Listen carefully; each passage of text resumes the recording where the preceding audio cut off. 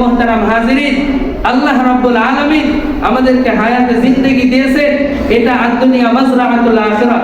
এর প্রতিটা সেকেন্ড, প্রতিটা মিনিট, প্রতিটা দিন, প্রতিটা সপ্তাহ, প্রতিটা মাস, প্রতিটা বছর আমাদের কাছে আল্লাহর পক্ষ থেকে দুনিয়ার সবচেয়ে বড় নিয়ামত।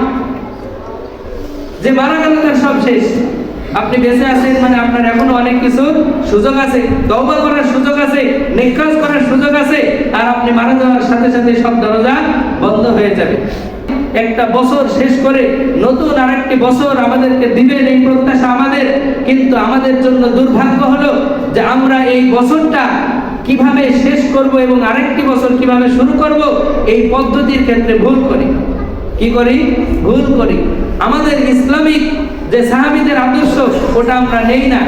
আমরা মনে করি এই দিনে গোশত কিনতে হবে, এই দিনে পোলাও বিরিয়ানি রান্না করতে হবে, এই দিনে আত্মীয় স্বজনকে ডাকতে হবে, এই দিনে বন্ধু বান্ধব নিয়ে পার্টি করতে হবে, নাচ গানের আড্ডা আসর করে এই দিনটাকে পালন করতে হবে।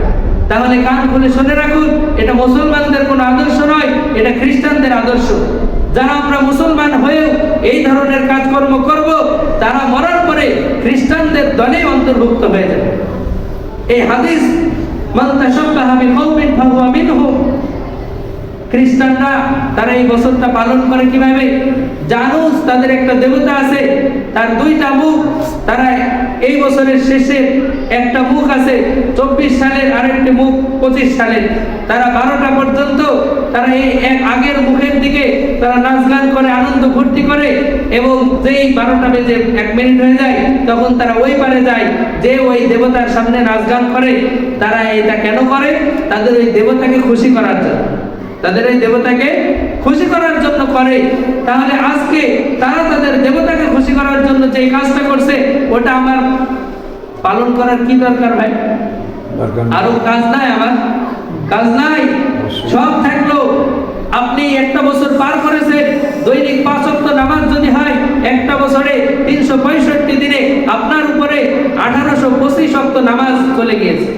1825 ওয়াক্ত নামাজ আপনি একটা বছরে যদি না পড়ে থাকেন তাহলে এই সবগুলো কাজ আপনার মাথার উপরে। আপনি রাস্তা দিয়ে চলার সময় কত বেগানা নারীর দিকে দৃষ্টি করেছেন, মোবাইল ফোন হাতে পাওয়ার কারণে কত নাটক সিনেমা দেখে রাত কাটিয়েছেন। এগুলো সব অন্যায়, এগুলো সব অন্যায়। এগুলো নিয়ে আপনার হিসাবে বসা দরকার যে পাপের বোঝা আবার বইতে পারবো তো? পাপের বোঝা আবার বইতে পারবো তো? একটা বছরে যদি 1825 ওয়াক্ত নামাজ হয় তাহলে আপনি একবার ভাবেন 40 বছর যদি আপনি নামাজ না পড়েন তাহলে আপনার জিম্মায় কত হাজার ওয়াক্ত নামাজ বাকি আছে। এবং আপনি যদি এই বছরে 1 কোটি টাকা মেরে খান তাহলে আপনার এই বিগত জীবনে কত শত কোটি টাকা আপনি মেরে খেয়েছেন, আত্মসাৎ করেছেন, মানুষের অধিকার নষ্ট করেছেন। এগুলো হিসাব করার বিষয় আছে। এগুলো যারা সাহাবাওয়ালা জিন্দেগি করবে, যারা মরার পরে আল্লাহ রাসূলের সাথে সাহাবীদের সাথে থাকতে চায়, তাদের আদর্শ হবে কান্নাকাটির আদর্শ। তারা এই রাতটাকে সারা রাত ওয়াল্লাযীনা ইয়াবিতুনা লিরাব্বিহিম সুজদান ওয়া কিয়ামা, তারা এই রাতটি যাপন করবে সিজদা অবস্থায়, রুকু অবস্থায়, আল্লাহর সামনে দাঁড়ানো অবস্থায় যে আল্লাহ গত বছরে যত পাপ করেছি বুঝতে পারি নাই, এখন বুঝ এসেছে, নতুন বছরে নতুন করে জীবন শুরু করতে চাই, পিছনের জীবনকে তুমি মাফ করো, পিছনের জীবনকে তুমি মাফ করো। এটা হলো আবু বকরের আদর্শ, এটা হলো ওমরের আদর্শ। আর এই আদর্শ যদি আমরা না নেই, আমরা উল্টো গান বাজনা করে আনন্দ ফুর্তি করে, আমি তওবা করার কথাটাও ভুলে গেলাম, তওবা তো করলামই না, আরো 50 জনকে আরো নাচালাম, আরো পুরা এলাকার মানুষকে গান বাজনা শুনিয়ে নাচালাম। তাহলে একবার মনে রাখেন, এই যে মানুষগুলো বাড়িতে বসে আপনার প্রতি ক্ষিপ্ত বিরক্ত, ঘুমাতে পারছে না, এই মানুষগুলোর বদদুয়া আপনার সহ্য করার ক্ষমতা আছে তো? এই মানুষগুলোর বদদুয়া সহ্য করার ক্ষমতা আছে তো? যদি থাকে তাহলে করেন। এতগুলো মানুষকে কষ্ট দেওয়ার আপনার কি দরকার?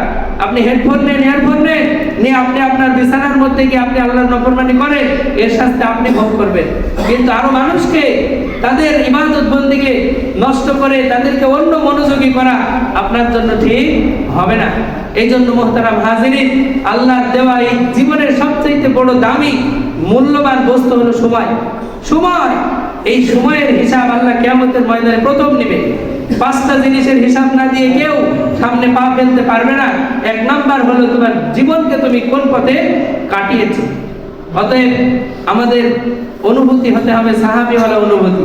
কথা বলেন, আবু বকরের আদর্শ, উমরের আদর্শ থাকতে হবে আমার মধ্যে। আমি যদি বৌদ্ধদের মতো নাচ গান করি তাহলে আমার জীবনটা ধ্বংস হয়ে যাচ্ছে। আফসোসের বিষয় হলো এখন আমাদের স্কুল কলেজগুলোতেও নাচ গান শেখানো হয়। নাচ গান শেখানো হয় কিনা? আগে নির্দিষ্ট জায়গায় শেখানো হতো, এখন স্কুলের মধ্যেই বাধ্যতামূলক নাচ গান শেখানো হয়। তাহলে আপনি একবার ভাবুন, আপনার ছেলেটাকে আপনি জাহান্নামে নিক্ষেপ করছেন না তো? আপনার আদরের ছেলেকে একটু অসুস্থ হলে এই ডাক্তার ওই ডাক্তার নিয়ে দৌড়াদৌড়ি করেন, অথচ সে নাচ গান নিয়ে যদি দুনিয়া কাটায় তাহলে ওই ছেলেটা নিশ্চিত জাহান্নামে হচ্ছে। এই দায়িত্ব আপনাকে আল্লাহ দিয়েছে। সে তো বাচ্চা ছিল, কিছুই বুঝতো না। তাকে আপনি লালন পালন করে বড় করছেন, তাকে আপনি ভালো বুঝালে সে বুঝতো, খারাপ বুঝালেও বুঝতো। কিন্তু আমরা আমাদের সন্তানদের প্রতি অবহেলা করার কারণে তাদেরকে জাহান্নামের ইন্ধন বানাচ্ছি না তো, তাদেরকে জাহান্নামের লাকড়ি বানাচ্ছি না তো? এটাও একটা বিষয় হিসাব করার, যে আপনি শুধু পরে আফসোস করবেন যে আমার ছেলে আমার গায়ে হাত তুললো, এর আগে আপনার অনেক কাজ বাকি ছিল যেগুলো আপনি করেননি। এজন্য সন্তানকে ধর্মীয় শিক্ষায় শিক্ষিত করেন, তাহলে তারা আপনাদের জন্য এবং গোটা পৃথিবীর জন্য রহমত হবে। আজ পর্যন্ত কোনো মানুষ দেখাতে পারবে কোনো মাদ্রাসার ছাত্র যে কোনো অনুষ্ঠানে গান বাজিয়েছে, যে কোনো অনুষ্ঠানের গায়িকা ভাড়া করে এনেছে? তাহলে এগুলো কারা করছে? আপনি তাদেরকে সুশিক্ষা দেন, মাদ্রাসায় পড়াতে হবে তা নয়, কিন্তু যদি অন্য জায়গায় সেই শিক্ষাটা সে না পায় তাহলে যেখানে সেই শিক্ষা পাওয়া যায় সেখানে আপনাকে যেতে হবে। আল্লাহ রাব্বুল আলামিন নতুন বছরকে সাহাবীদের মতো আদর্শ নিয়ে গ্রহণ করার এবং পুরাতন বছরকে সাহাবীদের মতো আদর্শ নিয়ে বিদায় করার তৌফিক দান করুন সকলে বলে আমিন।